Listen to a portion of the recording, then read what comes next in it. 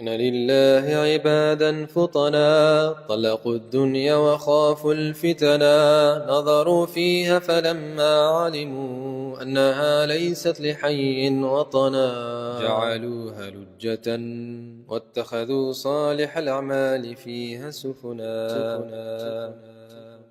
إن لله عبادا فطنا طلقوا الدنيا وخافوا. السلام عليكم ورحمة الله وبركاته. بسم الله الرحمن الرحيم. الحمد لله والصلاة والسلام على رسول الله صلى الله عليه وسلم. Dear brothers and sisters, Gabriel Al Romaani. Brothers and sisters, why do people make fun of Muslim countries? Why do people make fun of Muslims? It's a question that we have to ask ourselves. I've traveled the world to many Muslim countries, many non-Muslim countries, many Muslim countries that have non-Muslims living there, visiting and so on. And of course, being an expat myself, expat meaning someone from outside, I'm not a local.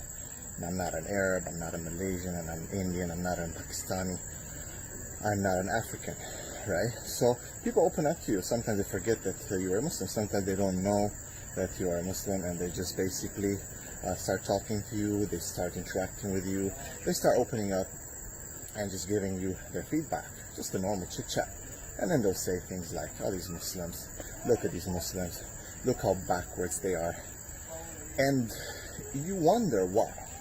So if you look right now at most Muslim countries, a lot of the Muslim countries, they're very advanced. Allah has blessed them with a lot of money, money from oil, money from resources that Allah subhanahu wa ta'ala has blessed them, right? Blessed them. So they're building, they're inviting people from all over. There's a lot of tourists, a lot of people coming in. Yet when these people leave, or even when they're there, they'll say things like, look at these Bedouins, look at these backwards people, they think they can impress us with their buildings. Yeah, we'll have fun, yeah, we'll enjoy, yeah, we'll make sins at their expense. But when we leave, we tell them, what are these people? What are they doing? Who do they think they're for? This is just fake, everything is fake, you know, they're backwards. And I go back to the statement of Umar Khattab radiallahu anhu, who said something very amazing, and wallahi it applies today. I want you to think about it. I want you to analyze. Don't jump to conclusions. Don't just criticize. This is an analysis for the sake of advising ourselves, advising our brothers, hopefully trying to understand and change ourselves. So Umar Khattab radiallahu anhu said, نحن قوما عزنا الله بالإسلام. We were a people, and Allah subhanahu wa ta'ala has given us honor. Izzah has lifted us up. فمن يبتغي العزة بغيره أذلنا الله. And those who will seek, search, try to impress people, or to seek honor from people with other than Islam, Allah subhanahu wa ta'ala will debase them, will dishonor them. So when we look at Muslim countries now, we're trying really hard to impress them on Muslims. And that's fine. We want to be the first in this dunya as well, of course, because we want to make sure that we are leaders, that we want to make sure that we produce, that we build, that we don't just destroy. We want to make sure that we flourish in societies and so on. Economy is good because it's important. It is part of our faith.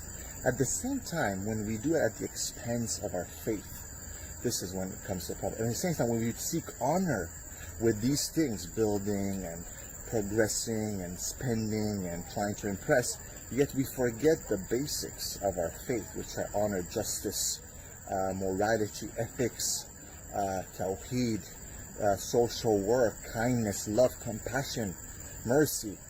When we avoid these, then you'll find Allah subhanahu wa ta'ala will debase us. If we look at the history of Islam, we'll find that the non-Muslims, they were impressed with the Muslims when they applied Islam.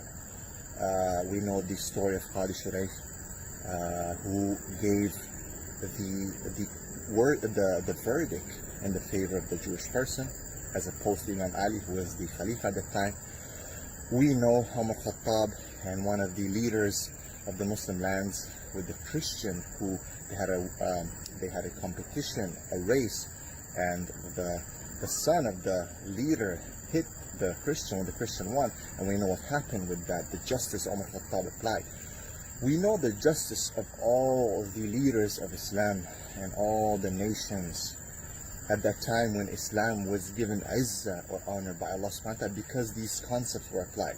But right now, if non-Muslims, if we want to impress them, when they come to our countries and they see the grandeur, the splendor, the beauty, mashallah, may Allah bless and increase, but then they experience the lack of kindness, the lack of justice, the lack of systems, the lack of education, the lack of morality and ethics, the contradictions that they see between what we preach and what we practice, then definitely when they leave, or even when they stay, they will say, who are these people? These people are joking. These people are not worth of honor. These people are not worth to be appreciated. Let them build, let them, it's not really from them, right? Because that's not what you gain honor with. You gain honor through justice, through implementation of correctness, to sticking to the ethics of Islam. Even if some people might not like it, in the end of the day, the justice of Islam will take over their heart, because they'll experience sooner or later an incident in their life where the justice of Islam will be applied, and they will not be wrong. They will not be wrong, and they will see, like those before them have seen, that this is Islam. That Islam it's a faith, the only faith that's purely based on justice, no matter who you are. That there's laws and regulations and ethics and morality to protect you like there is nowhere else, even in so-called current law or contemporary law. So us, the Muslims, we have to come to terms that we don't have to please anyone. We have to please Allah subhanahu wa ta'ala first and foremost. Once we please Allah subhanahu wa ta'ala, then the rest of the people will be impressed with Islam, and hence they will be impressed with us. So again, I go back to the statement, Umar Khattab radiallahu anhu, we were a people who were debased, dishonored before Islam. And Allah gave us honor with Islam. Whoever seeks honor, tries, buys, whatever they do, honor with other than Islam, Allah will dishonor them. Indeed, Omar has spoken the truth. Jazakallah khair. Assalamu alaikum wa rahmatullahi wa barakatuh.